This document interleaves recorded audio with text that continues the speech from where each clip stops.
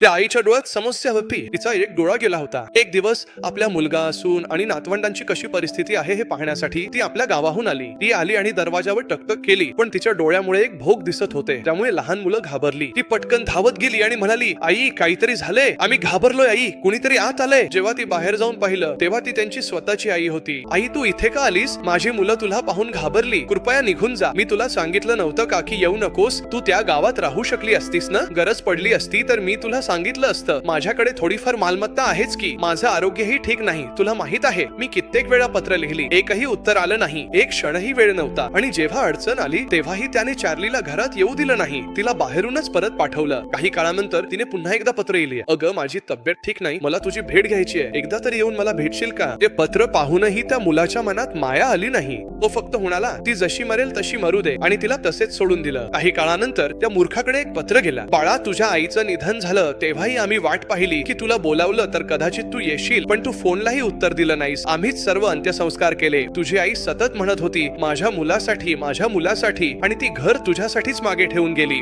ये आणि मालमत्तेची कागदपत्र घेऊन जा. त्याला आई नको होती, पण आईची मालमत्ता मात्र हवी होती, म्हणून तो आला. जेव्हा त्याने दरवाजे उघडले आणि आत गेला तेव्हा टेबलावर एक पत्र होतं. हे पत्र काय आहे असं त्याला वाटलं. जेव्हा त्याने ते वाचलं तेव्हा ते त्याच्या आईने लिहिलेलं पत्र होतं. माझ्या लाडक्या मुलासाठी तुझ्या आईकडून, हे तुला नेहमी सांगायचं होतं. मला सांगायचं नव्हतं, पण जर मी सांगितलं नाही तर चुकीचं होईल, म्हणून आता सांगतेय. जेव्हा तू शाळेत जात होतास तेव्हा तुझ्या ऑटोमध्ये प्रवास करत होतास, त्याचा अपघात झाला. काचाचा तुकडा तुझ्या डोळ्यात घुसला आणि तू तो डोळा गमावला. जेव्हा तू फक्त एका डोळ्याने शाळेत जात होतास तेव्हा आजूबाजूचे लोक तुझी टिंगलट टवाळी आणि अपमान करायचे. तू रडत माझ्याकडे यायचास, म्हणायचास की ते तुला अपमानित करतात. मी तुला कित्येक डॉक्टरांकडे नेलं, पण कोणीच तुझा डोळा बरा करू शकलं नाही. मात्र एका डॉक्टरांनी सांगितलं, जर कुणी डोळा दान केला तर त्यांनी सांगितलं की तो डोळा तुला लावता येईल बाळा. पण आम्ही डोळा दान करायला कुणी तयार आहे का शोधलं, तरी कुणीच पुढे आलं नाही. जरी मला फक्त तुझं बरं व्हावं असं वाटत होतं, तुझं भविष्य उज्ज्वल व्हावं आणि कुणीही तुला रडू नये, म्हणून शेवटी मी माझाच डोळा दान केला. मी दान केलेला तोच डोळा तू आता लावतोस, अभिमानाने शाळेत जातोस. तू छान अभ्यास केला आणि त्या शिक्षणामुळेच तुला नोकरी मिळाली. पण तू लग्न झाल्यावर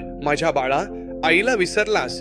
जरी आता तू खूप सुंदर दिसतोस, लोक तुझे डोळे सुंदर आहेत असं म्हणतात, कारण मी माझं सौंदर्य दिलं, माझी दृष्टी गमावली, फक्त तुला ते सौंदर्य आणि उज्ज्वल भविष्य मिळावं म्हणून.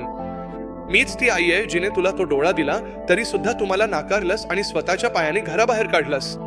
तरीही मी फक्त तुझ्या भल्याचीच इच्छा केली. तुझी बायको आणि मुलं सुखी राहावीत, आणि मनापासून माझी सगळी मालमत्ता तुझ्या नावावर केली. आईचं प्रेम असंच असतं का? या जगात प्रेमाचे अनेक प्रकार आहेत, पण त्यात सगळ्यांत कुठेतरी स्वार्थ मिसळलेला असतो. या जगात खरंच निस्वार्थ प्रेम आहे का? फक्त आईचं आणि वडिलांचं प्रेमच असं असतं?